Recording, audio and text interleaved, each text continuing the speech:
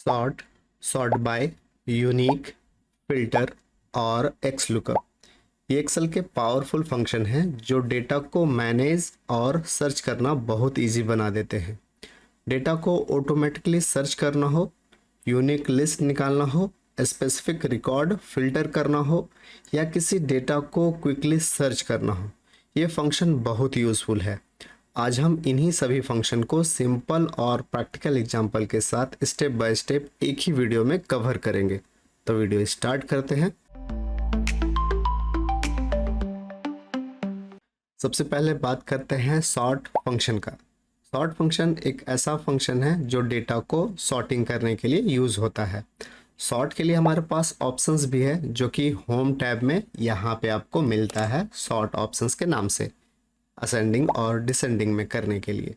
लेकिन हम लोग फंक्शन तब यूज़ करते हैं जब डाटा आपको एक जगह से दूसरे जगह ला के सॉर्टिंग करना हो। तो यहाँ पे हमारे पास एक डेटा सेट है जिसमें order ID, order date, product, category, brand, region, sales और स्टॉक है। इसी डेटा सेट के हेल्प से हम सॉर्ट फंक्शन सीखेंगे। तो यहाँ पे हम चाहते हैं कि इस डेटा के जितने भी रिकॉर्ड है सभी को सॉर्टिंग करके यहाँ पे लाया जाए और उसमें जो सॉर्टिंग हो वो स्टॉक के हिसाब से सॉर्टिंग हो।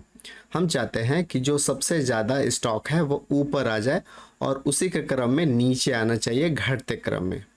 तो इस तरह का सॉर्टिंग हम लोग यहाँ पे कैसे करेंगे देखते हैं।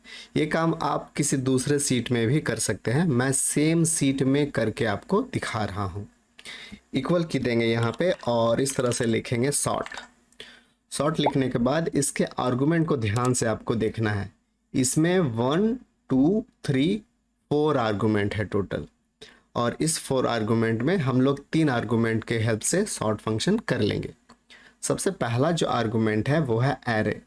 तो सॉर्ट जो आप करना चाहते हैं उसके लिए जितना भी डेटा सेट है वो आपके लिए एरे होगा। तो ये एरे मैंने सेलेक्ट कर लिया है। यहाँ पे आपको ये चीज़ ध्यान रखना है कि आपको हेडिंग सेलेक्ट नहीं करना है।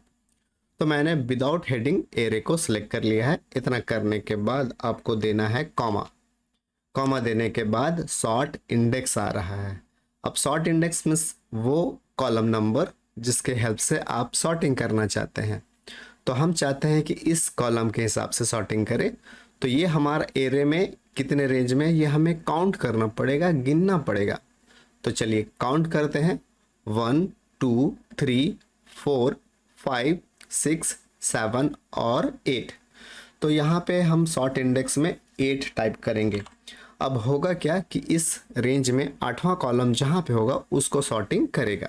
तो मैंने काउंट करके 8 दे दिया है। कॉमा देंगे। अब यहाँ पे सॉर्टिंग जो करेगा इसके लिए 2 मेथड है, असेंडिंग और डिसेंडिंग। असेंडिंग अगर करना हो तो आप ये वाला चूज़ करेंगे और अगर डिसेंडिंग चूज़ करना हो तो ये वाला चूज़ करेंगे। साथ ही साथ आप 1 और -1 का भी यूज़ कर सकते हैं। 1 अगर आप टाइप करेंगे तो असेंडिंग होगा और -1 टाइप करेंगे तो डिसेंडिंग होगा। हमें चाहिए बड़ा स्टॉक ऊपर, तो हम लोग डिसेंडिंग यूज़ करेंगे, मतलब घटते क्रम में। तो यहाँ पे हम आते हैं, इसमें डबल क्लिक कर देते हैं। देखिए -1 हो गया। आप डायरेक्ट कीबोर्ड से -1 भी टाइप कर सकते हैं। इतना करने के बाद आपको ब्रैकेट को क्लोज कर देना है। अब होगा क्या कि इस डेटा रेंज में 8वें कॉलम को डिसेंडिंग ऑर्डर में सॉर्टिंग करेगा। चलिए इधर आ जाते हैं और एंटर की प्रेस करते हैं। ये देखिए आपका सॉर्टिंग हो गया है। ये सेल का जो चौड़ाई है वो थोड़ा कम पड़ रहा है, इसको हम लोग इस तरह से बढ़ा भी सकते हैं तो डेटा आपका क्लीन दिखेगा। अब यहाँ पे आप ध्यान से देखेंगे तो जो बड़ा स्टॉक है वो सबसे ऊपर आ गया और इसी के सीक्वेंस में घटते क्रम में आपका डेटा सॉर्ट हो गया है, क्योंकि मैंने -1 चूज़ किया है। आप -1 की जगह 1 चूज़ करते तो ये जो छोटा वाला आइटम है वो ऊपर आ जाता। तो इस तरह से हम अपने डेटा को सॉर्ट कर सकते हैं। बढ़ते हैं अगले फंक्शन की ओर, नाम है सॉर्ट बाय फंक्शन का। जिस तरह से सॉर्ट फंक्शन डेटा को सॉर्ट करने के लिए है, सॉर्ट बाय फंक्शन का यूज़ भी सॉर्ट करने के लिए होता है। दोनों सेम है, थोड़ा सा अंतर है। क्या अंतर है देखते हैं। आपको सॉर्ट फंक्शन भी सीखना है और सॉर्ट बाय फंक्शन भी सीखना है ताकि अलग अलग जगह उसका यूज़ कर सकें।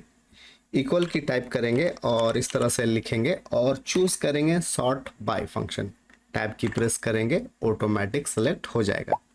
आर्गुमेंट को फिर से ध्यान से आपको देखना है, इसमें 1 2 3 तीन आर्गुमेंट इसमें भी है। सबसे पहला जो आर्गुमेंट है वो है एरे, तो एरे इस तरह से हम लोग ले लेंगे, ये हमारे लिए हुआ एरे, कॉमा देते हैं। उसके बाद का जो आर्गुमेंट है वो है बाय एरे 1, मतलब इस एरे रेंज में किस एरे के हिसाब से आपको सॉर्टिंग करना है। तो अगर हम ये वाला डेटा चूज कर लेते हैं इस तरह से, तो ये हो गया एक एरे, और इस जगह अब कंप्यूटर को पता चल गया कि इस एरे के हेल्प से हमें सॉर्टिंग करना है। इससे पहले वाले जो फंक्शन में जो मैंने 8 दिया था, वही काम यहाँ पे इस कॉलम को बताने के लिए यूज़ कर रहे हैं। दोनों में अंतर ये है कि जब आप सॉर्ट फंक्शन यूज़ करते हैं तो वहाँ पे कॉलम नंबर आपको बताना पड़ता है 1 2 3 4 के नंबर में, और यहाँ पे जब आप सॉर्ट बाय फंक्शन यूज़ करेंगे तो बाय एरे 1 आर्गुमेंट आएगा और वहाँ पे आपको चूज़ करना है। दोनों में यही डिफरेंट है। उसके बाद देंगे कॉमा, अब हमें ऑर्डर टाइप बताना है, असेंडिंग और डिसेंडिंग। इससे पहले वाले में मैंने किया था डिसेंडिंग, अब हम यूज़ करते हैं असेंडिंग। 1 टाइप कर देते हैं, ब्रैकेट को क्लोज करते हैं और एंटर मारते हैं। ये देखिए आपका सॉर्टिंग का काम हो गया, और अब जो डेटा आया है वो बढ़ते क्रम में आया है, मतलब छोटा रिकॉर्ड ऊपर और उसी के क्रम में डेटा आपका बढ़ रहा है। मैंने दोनों फंक्शन का एग्जांपल में कॉलम नंबर 8 को यूज़ किया है, आप इसके जगह कुछ भी यूज़ कर सकते हैं। चलिए बढ़ते हैं आगे की फंक्शन की ओर। नाम है यूनिक फंक्शन। यूनिक फंक्शन का यूज़ हम लोग किसी भी एरे में या फिर नंबर ऑफ सेल में यूनिक डेटा को निकालने के लिए यूज़ किया जाता है। जैसे यहाँ पे लैपटॉप है और फिर से देखिए यहाँ पे लैपटॉप है, तो हम चाहते हैं कि यहाँ पे जितने भी यूनिक सेल हैं या फिर प्रोडक्ट हैं उसका एक लिस्ट हमें मिल जाए, ताकि हम ये पता कर सके कि हमारे पास कौन सा प्रोडक्ट है। तो यहाँ पे बार बार रिपीट हो रहा है, जिससे आपको आइडिया लगाने में थोड़ा दिक्कत होता है। उस सिचुएशन में आप यूनिक फंक्शन का यूज़ कर सकते हैं। अब हम यहाँ से चाहते हैं कि सिर्फ वो ही प्रोडक्ट का नाम आए जो आपस में यूनिक है, डुप्लीकेट वाला नहीं चाहिए। तब हम लोग यहाँ पे यूनिक फंक्शन का यूज़ करेंगे। क्लिक करेंगे, यहाँ पे इक्वल देंगे और फिर इस तरह से लिखेंगे यूनिक, और यहाँ पे आके यूनिक फंक्शन चूज़ कर लेंगे टैब की के हेल्प से। जैसे टैब की प्रेस करेंगे ये ऑटोमेटिक सेलेक्ट हो जाएगा। अब यहाँ पे आप इसमें देखेंगे तो एरे है, तो एरे हम लोग यहाँ से इस तरह से चूज़ कर लेंगे। हेडिंग आपको चूज़ नहीं करना है। ब्रैकेट को क्लोज करके एंटर की प्रेस करते हैं। ये देखिए अब वो लिस्ट आपके पास है जो यूनिक है, इसमें कोई भी रिपीटेड आइटम या फिर प्रोडक्ट नहीं है। इससे हमें ये पता चलता है कि टोटल हमारे पास 6 आइटम है, laptop, keyboard, monitor, mouse, printer और हेडसेट। यहाँ पे आपको ये जानने में थोड़ा कठिनाई होता है, तो आप इस तरह का यूज़ करते हैं। चलिए एक और एग्जांपल मैं देता हूँ रीजन में। अब आपको सिर्फ ये जानना है कि कौन सा रीजन यहाँ पे है। तो इक्वल की प्रेस करेंगे और यहाँ पे लिखेंगे यूनिक, इस तरह से टैब की प्रेस कर लेंगे और ये पूरा रेंज ले लेंगे, पूरा एरे ले लेंगे। ब्रैकेट को क्लोज करेंगे और एंटर मारेंगे। 4 रीजन है, north, south, east and west. बढ़ते हैं अगले फंक्शन की ओर। नाम है फिल्टर फंक्शन। इसका यूज़ डेटा को हम लोग फिल्टर करने के लिए करते हैं। हमारे पास फिल्टर ऑप्शंस भी है जो कि हम लोग यहाँ से करते हैं, लेकिन अगर आपको डेटा में फ़िल्टर नहीं करना है, डेटा के अलावा और कहीं आपको फ़िल्टर करना है, तब आप यूज़ करेंगे फ़िल्टर फंक्शन। तो चलिए देखते हैं फ़िल्टर फंक्शन कैसे काम करता है। यहाँ पे हम इस डेटा के हिसाब से फ़िल्टर करके यहाँ पे डेटा लाना चाहते हैं। तो फर्स्ट में आएंगे, इक्वल की प्रेस करेंगे और इस तरह से लिखेंगे फ़िल्टर, टैब की प्रेस करेंगे, ऑटोमेटिक सेलेक्ट हो जाएगा। आर्गुमेंट को ध्यान से देखिए, यहाँ पे 3 आर्गुमेंट है, एरे, इंक्लूड और इफ एम्प्टी। जो भी आर्गुमेंट आपका ब्रैकेट में होता है वो ऑप्शनल होता है, आप उसे दे सकते हैं या फिर नहीं दे सकते हैं। जैसा आप यहाँ पे ध्यान से देखेंगे तो ये जो इफ एम्प्टी है ये ऑप्शनल है, आप इसे दे सकते हैं या फिर नहीं भी दे सकते हैं। मैं आपको यहाँ पे दे के बतलाता हूँ कि तीनों का यूज़ क्या है। सबसे पहले बात करते हैं फर्स्ट आर्गुमेंट के लिए, नाम है एरे। तो एरे यहाँ से इस तरह से सिलेक्ट करके यहाँ चूज़ कर लेंगे। हेडिंग आपको नहीं लेना है, तो इस तरह से डेटा का एरे मैंने ले लिया है। कॉमा देंगे, उसके बाद है इंक्लूड। इंक्लूड में हम वो कॉलम सेलेक्ट करेंगे जिसके हिसाब से आप फिल्टर करना चाहते हैं। तो जैसे हम चाहते हैं यहाँ पे रीजन के हिसाब से सॉर्टिंग करें, हम ये जानना चाहते हैं कि ईस्ट रीजन में कितना डेटा है या फिर कितना रिकॉर्ड है।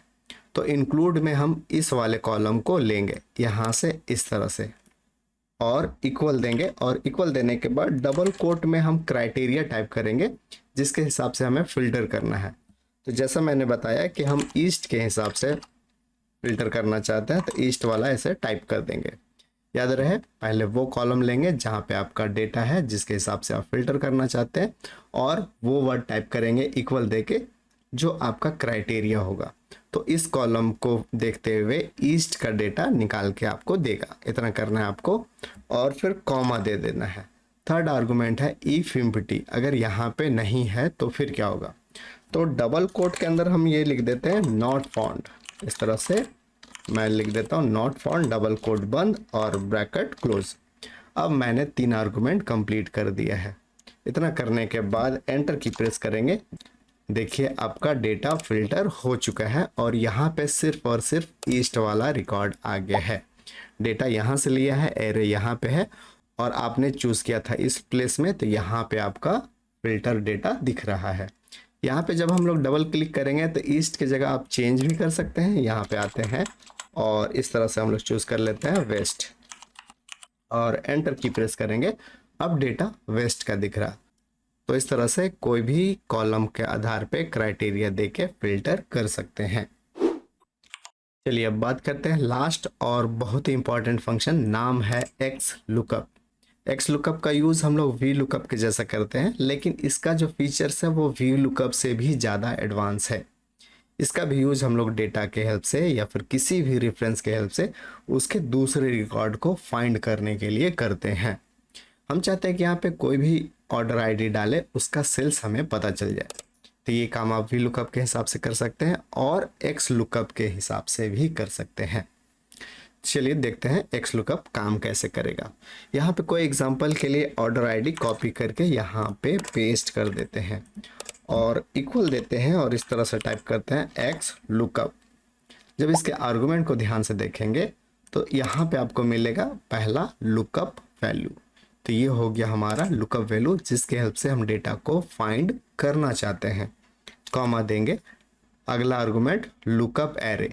ये वाला जो वैल्यू है वो कहाँ पे मिल सकता है, वो कॉलम आपका लुकअप एरे होगा। तो ये हम लोग ले लेते हैं इस तरह से लुकअप एरे, कॉमा देते हैं, उसके बाद रिटर्न एरे। अब जब यहाँ पे मिल जाएगा ये डेटा 107, तो कौन सा कॉलम का डेटा आपको चाहिए, order date, product, category, brand, region, sales और स्टॉक। तो हमें चाहिए यहाँ पे सेल्स का, तो हम लोग रिटर्न एरे में सेल्स वाला कॉलम लेंगे इस तरह से। याद रहे, फर्स्ट में आपने हेडिंग चूज नहीं किया था तो लास्ट में भी आपको हेडिंग चूज नहीं करना है। इतना करने के बाद आपको देना है कॉमा, कॉमा देने के बाद इफ़ नॉट फाउंड, अगर वैसा रिकॉर्ड आपने डाल दिया जो नहीं है तो क्या होना चाहिए। तो डबल कोट के अंदर हम लोग लिख देते हैं नो डाटा। आप यहाँ पे कुछ भी लिख सकते हैं, मैंने नो डाटा ऐसे लिख दिया है। ब्रैकेट को क्लोज करते हैं, इतना ही आर्गुमेंट देना है, एंटर मार देना है। देखिए आपको रिजल्ट मिल गया, ऑर्डर आईडी 107, सेल्स हुआ है 7500। चलिए देखते हैं, ऑर्डर आईडी 107 और सेल्स हुआ 7500। इसे हम लोग चेंज करके देखते हैं और देखते हैं काम करता है या फिर नहीं। देखिए 32,000 रिकॉर्ड मिल गया है। क्या होगा अगर हम लोग कुछ ऐसा ऑर्डर आईडी डालें जो इसमें नहीं है। मान लीजिए हमारा ऑर्डर आईडी है 15 तक, हम यहाँ पे 20 अगर डालें तो क्या होगा। तो इसे हम लोग मिटाते हैं और टाइप करते हैं 20, एंटर मारते हैं। देखिए नो डाटा आ रहा जो कि मैंने लिखा है। इसी तरह आप मल्टीपल कॉलम को भी एक्स लुकअप के हेल्प से फाइंड कर सकते हैं। जैसे हम चाहते हैं कि हमारे पास ये वाला पूरा कॉलम, मैं ऐसे ले लेता हूँ पहले। हम चाहते हैं कि यहाँ पे कोई भी आईडी डाले उसका सारा रिकॉर्ड यहाँ पे आ जाना चाहिए। ये काम आप जब कंपनी में करेंगे तो सेम सीट में नहीं करेंगे, दूसरे सीट में होता है, ताकि एक सीट का डेटा दूसरे सीट में फाइंड किया जा सके। आप अच्छी तरह से समझ पाए, इसीलिए मैंने डेटा भी एक ही सीट में रखा और रिजल्ट भी एक ही सीट में रख रहा हूँ। यहाँ पे देखते हैं कि अगर हम आईडी को ऐसा डालें तो सभी रिकॉर्ड कैसे मिलना चाहिए। तो इसके लिए यहाँ पे एक ऑर्डर आईडी लाते हैं। ऑर्डर आईडी मैंने ले लिया, ये वाला कॉपी करके पेस्ट कर देते हैं। अब इसी रेफरेंस या फिर ऑर्डर आईडी के हेल्प से सारा कॉलम का रिकॉर्ड हमें चाहिए। इक्वल देंगे और टाइप करेंगे एक्स लुकअप। इस आर्गुमेंट को ध्यान से देखिए, पहला है लुकअप वैल्यू, ये हो गया हमारा lookup value, comma lookup array. ये वैल्यू कहाँ मिल सकता है, वो कॉलम हो जाएगा हमारे लिए लुकअप एरे, ये मैंने दे दिया, कॉमा रिटर्न एरे। अब रिटर्न एरे जो है हम यहाँ से लेकर यहाँ तक पूरा ले लेंगे, ये हमारा हो गया रिटर्न एरे। ऊपर का हेडिंग मैंने नहीं सिलेक्ट किया तो बाद में भी सिलेक्ट नहीं करना है, कॉमा इफ नॉट फाउंड, तो यहाँ पे हम लोग देते हैं डेटा मिसिंग। इस तरह से डबल कोट बंद कर देते हैं, ब्रैकेट क्लोज। आप यहाँ पे कुछ भी डाल सकते हैं, एंटर की प्रेस करते हैं, ये देखिए सारा रिकॉर्ड आ गया। जब आप नए जगह कोई डेटा लाते हैं तो कुछ कुछ फॉर्मेट आपका चेंज हो जाता है। जैसे देखिए ये डेट का फॉर्मेट चेंज हो गया, आपको घबराने की ज़रूरत नहीं है। यहाँ पे आके चूज़ करना है शॉर्ट डेट, आपका डेट ठीक हो जाएगा। ऑर्डर आईडी को चेंज करते हैं, यहाँ पे करते हैं 13 और एंटर मारते हैं, देखिए 13 का रिकॉर्ड आ गया। अगर हमारा रिकॉर्ड कुछ ऐसा डाले जो यहाँ पे नहीं है, जैसे हम डाल देते हैं 19 और एंटर मारते हैं, देखिए आ रहा डेटा मिसिंग। तो इस तरह से एक्स लुकअप भी कर सकते हैं। तो उम्मीद है गाइस ये वीडियो आपको पसंद आया होगा।